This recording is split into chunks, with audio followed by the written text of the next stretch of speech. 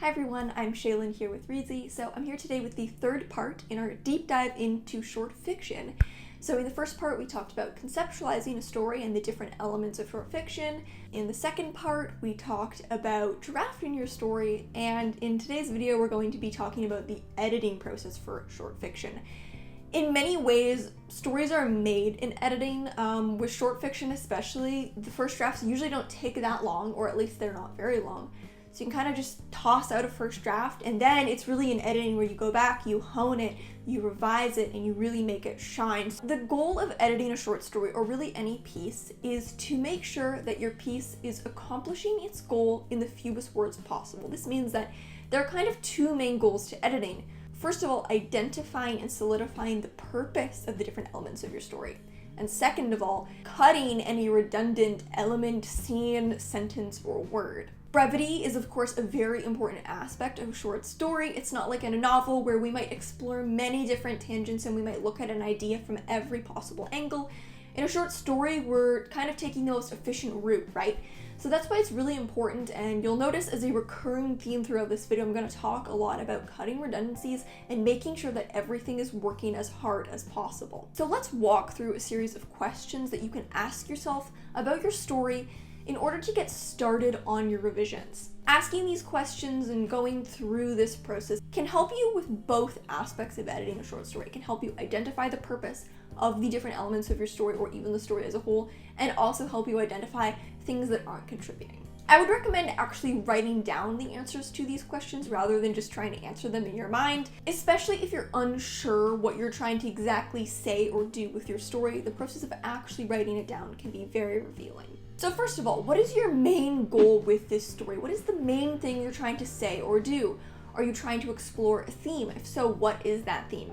Is it a character study? If so, what are you trying to say about this character? Is it an exploration of an emotional state? Is it an exercise in voice or form? Whatever the purpose of your story is, identify that and write it down. You may have known this going into the first draft, but it may have changed. Personally, I rarely know this when I'm going into the first draft. I usually write the first draft kind of just following a little seed of an idea, and so it's after I write the story that I have to ask myself, what's the point of all this? Like, what's it all doing? What's the end goal here? Stories don't need to be about a theme. They don't need to be about a moral or a lesson. You don't need to be saying something grand about human nature or the ways of the universe, but just try to identify your goal with the story. The goal could be entertainment if you want it to be. Whatever the purpose of the story is, whatever you're trying to say, just try to identify that, because that's kind of going to be your thesis as you're going through the rest of the editing process.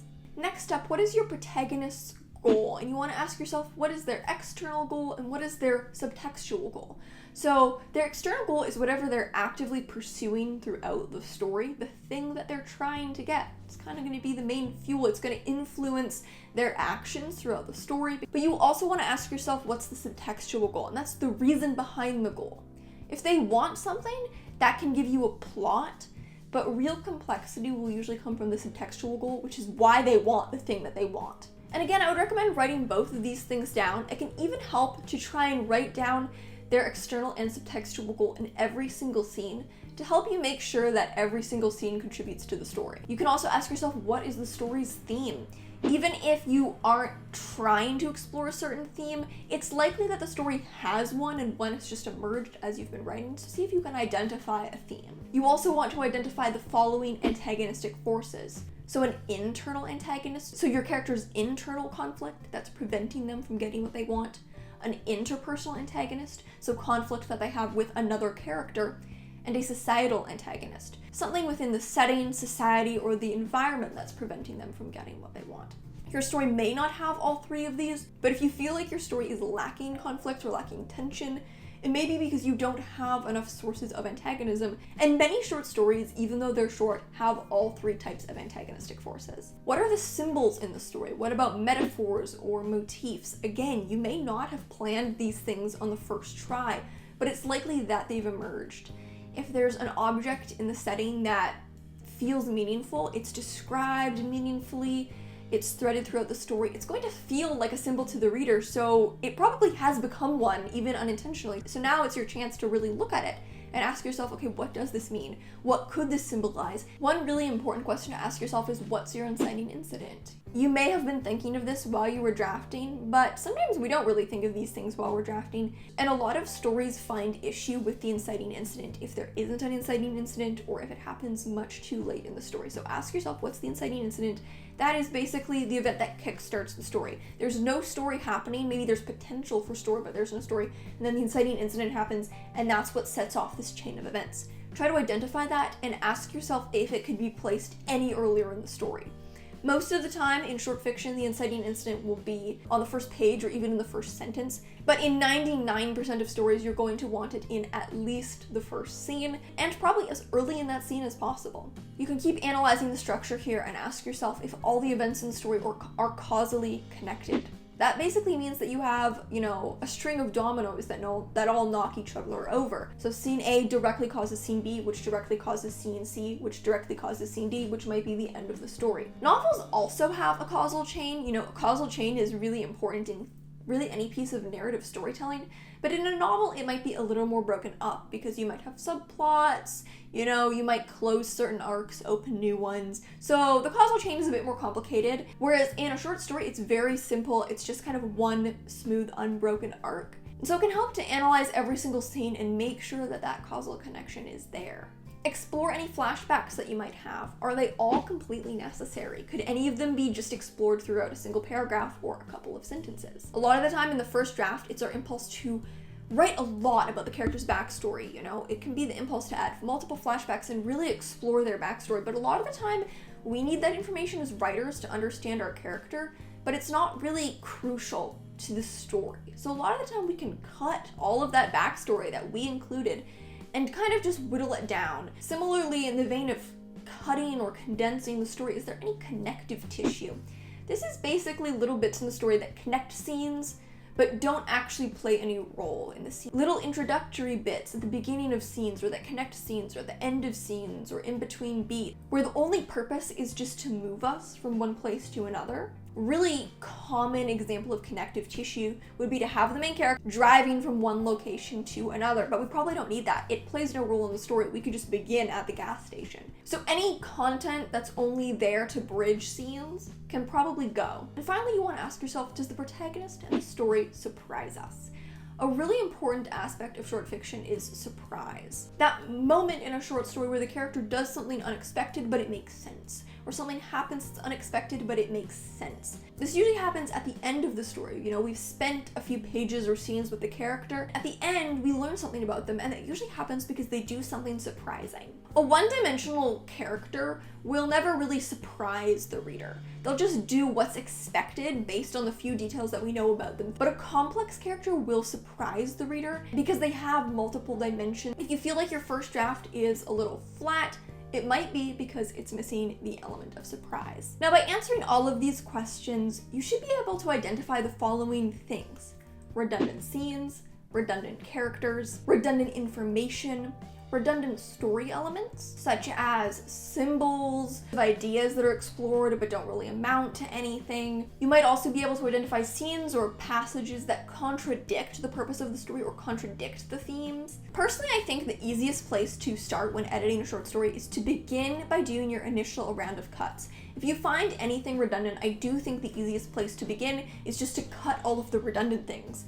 If you know there's a redundant scene or a redundant flashback, or a redundant character, just go in and remove them. It makes it a lot easier to progress with the rest of your edits if you trim away all the stuff that's just kind of muddling the story. On the flip side, you may also identify missing pieces. There may be missing information, there may be missing scenes. You may be a more cautious drafter and need to add more. Before progressing with the finer details, I do think it helps to kind of get the general structure in place. Add the things that you know you need to add and cut the things that you know you need to cut. This will give you a stronger, more solid sense of the story's structure that you can now refine. Another really important aspect of short fiction is clarity. Of course, subtext is a very important part of short fiction, but it's very easy to bury things too deeply in subtext. Subtext is great, but remember that a reader can't appreciate subtext if it's buried so deeply in the story that they can't perceive it. It's the same thing with information. A lot of the time we have the tendency to withhold, when a lot of the time, especially in such a short space, it's better to just be clear and concise. So if there's information that the reader needs to know to understand the story, say it near the beginning, concisely, clearly, and move on. Exposition doesn't always need to be a bad thing. It can actually be really important for avoiding confusion. And I think writers are kind of taught to fear exposition more than necessary. You have to make some choices here about information reveal. What information is important for the reader to understand the story and needs to be stated in the text? What information can be left as subtextual so the reader is able to perceive it even though it's never actually stated? And what information has no bearing on the story and just doesn't need to be mentioned or implied at all? Such a big part of editing a short story is managing information. Because it's such a short piece, you have to be very careful about the information that you choose to reveal as well as the information that you choose to leave off the page. Word choice and every sentence, how every sentence is constructed, is really crucial in short fiction. Again, you don't have many words, you don't have many sentences, so you want them all to be as strong as possible. But the good thing is, because you have so few words, you can actually give each sentence the time and really hone it. Personally, I think that writing short stories will really help you improve the line level of your fiction writing, even in a novel, because you're able to spend so much more time just carefully crafting every sentence in a short story, so it can teach you a lot about how to use language. So strong writing is imperative in a short story. You'll probably do several drafts of line edits, and that's okay, because a draft really doesn't take that long if your story is only a couple thousand words. We do have some other videos on line editing, and all of the principles apply just the same to short fiction, so I'll leave those in the description for you to check out. But real quick, let's run through some things that you should be on the lookout for. First, as I've already mentioned, is cutting redundant paragraphs or sentences. If you get to a detail and you're like, what does this add? Or was it kind of just there to fill space? Maybe it can go. Maybe you get to a paragraph where you were exploring an idea that's interesting, but the story just doesn't need it. You could cut it and the story wouldn't miss it at all. You also want to look at your sentences and ask yourself how you can rephrase them or rearrange them to be as concise as possible, maybe so they flow a bit better. And you really want to be on the lookout for filler words that aren't adding anything to the sentence and are just taking up space. In the next video, we're going to talk about publishing, and you will find when you start submitting your short fiction that the shorter a story is, the easier it is to publish. You also want to smooth out the psychic distance. We have a full video on psychic distance, so I'll also leave a link to that. Basically, psychic distance is how far the narrative is from the protagonist. So a very distant point of view is when the narrator is completely separate from the protagonist, like in an objective third person. Whereas a close psychic distance is when the narrator and the protagonist are essentially the same being, like in first person or a very close third person. You want to be on the lookout for any slip-ups in psychic distance that might feel jarring. You also really just want to focus on your word choice and enhancing your word choice. Spend some time with the thesaurus and really try to make the most out of every word. If you get to an adjective, really ask yourself, can I condense this adjective and noun into a stronger noun? And same thing with your adverbs. When you get to an adverb, can I condense this adverb and verb into a stronger verb? There's no reason to be afraid of using a thesaurus. I have a thesaurus open every single time that I write, and it's an amazing tool. In general, I think the purpose of a thesaurus is to remind you words that you know, rather than necessarily to give you new words you've never heard of that you can sprinkle into your writing. But they can also teach you new words. Just make sure you double check, because just because two words come up as synonyms in a thesaurus doesn't mean that they can be used interchangeably. You also want to streamline your poetic devices. Are all your similes really pulling their weight, or is this one maybe not that strong? You know, if you get to maybe some alliteration, is it enhancing the rhythm, or does it feel a bit odd and out of place and sing-songy? Anytime you use a poetic device, you want to ask yourself if there's any way you can make it stronger, or if it's really necessary. You also want to enhance your character voice. Through all this work, you've probably gotten a stronger and stronger sense of your character.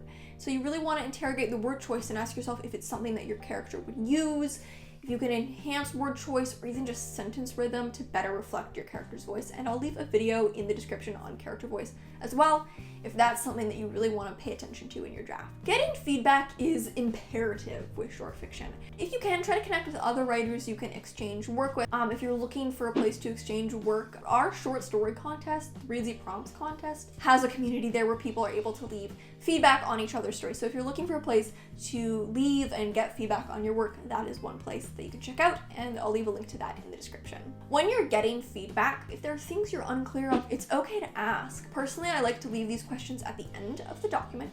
So when whoever's reading my stories reads the story and they're not thinking about the questions, and then when they get to the end, then they'll see my questions and I'll be like, okay, I don't necessarily know what this symbol represents. Or I don't really know, if the character's goal is clear. Is it clear? This allows your critique partners to read the story relatively unbiased, but then they can still answer questions that you think you need help with. In most cases, it is really helpful to get feedback from multiple people so you can compare notes and just get different sets of eyes, get different opinions. When you get that feedback, ask yourself, are people reading the story as you intended? Are they picking up on the things you wanted them to pick up? Is their impression of the characters the impression you wanted them to have? If not, you might have some clarity issues. Are they picking up on subtext that you wanted them to pick up, or is that kind of unclear? Or are they picking up on subtext that you didn't even want them to pick up on? Which notes that they've provided are getting you closer to your vision of the story? What new ideas that they've brought up in their notes could you explore? Sometimes people will find new ideas that you didn't even really know the story touched on, but they're really interesting and worth exploring. You can do feedback in multiple rounds, so you can get feedback, do edits on the story, and then give the story to someone else to see if your edits have had the effect you wanted them to have. So let's just quickly run through some final tips for editing a short story. First of all, don't be afraid to completely take it apart and put it back together again. Sometimes the best and honestly easiest way to revise it is to literally disassemble it and then reassemble it the way you want it. If there are some structurally unsound pieces in the middle and things are pretty muddled, it's probably going to be easier to open a new document, start again with scene 1 and bring in scene 1 and reassemble the story. Most stories have around 1 to 10 scenes, so it's actually probably easier to literally take it apart and put it back together than it is to try to just go in and make careful little edits in the middle. This is especially true if you're doing a big structural revision, maybe not if you're just making smaller edits. Tip number 2 is to start with the big edits and then go small. This is just like with editing a novel. It's usually easiest if you make larger edits and then work your way down to finer edits. So doing things like combing your story for extraneous adjectives or typos will probably come last. Making big structural edits like writing new scenes or moving scenes will probably go first. Number 3, this is a recurring theme, but I'm just emphasizing it. Interrogate every element of the story and ask yourself, is it pulling its weight? Is every scene necessary in pulling its weight? Have I chosen the most beneficial point of view and tense? Is every character necessary, or could I cut or combine a couple characters? Because you don't have much space, you really don't want to waste any of it. I personally think it helps to outline your edits. I usually don't outline my first drafts, but I do think it can help to outline your edits. This can just make them feel much more manageable. If you just break it down scene by scene, you make a list of scenes and all the changes you need to make in every single scene. I find it just makes it a lot easier. You can just go in and make the edits one by one without getting too confused. Even if you're more of a discovery writer like I am, if you get overwhelmed with the editing process, which I tend to do, I find making an outline is usually the easiest way to combat that, because then you can just kind of tackle the edits one at a time. It feels much more manageable. And my final tip is don't be afraid to try new things. Again, you don't have much to lose. If we compare with a novel, let's say you read a whole novel in third person, and when you get to the end, you're like, maybe it would be better in first person. That's a tall order. I mean, you still might make the edit, but it's a big one. But if you get to the end of a short story that you wrote in third person, you're like, would this be better in first person? Try it. Don't be afraid to try new or drastic things. If it doesn't work, you can go back to the old draft. It probably won't take long to try that new thing, and it might really benefit the story. If you have some really strange, unconventional idea, you're like, maybe it should be in second person, or maybe it should be in reverse chronology, don't be afraid to try it. You really don't have much to lose, and sometimes you can unlock something really brilliant. We've got one more video in this series, and it's going to be on publishing short fiction. So in next week's video, we'll be talking about a bunch of different options and ways for publishing short fiction, and kind of all the fine details that you need to know. Thank you so much for watching. Remember to subscribe and turn on notifications so you don't miss any new videos from us. We've got new writing, editing, and publishing videos every week. Until next time.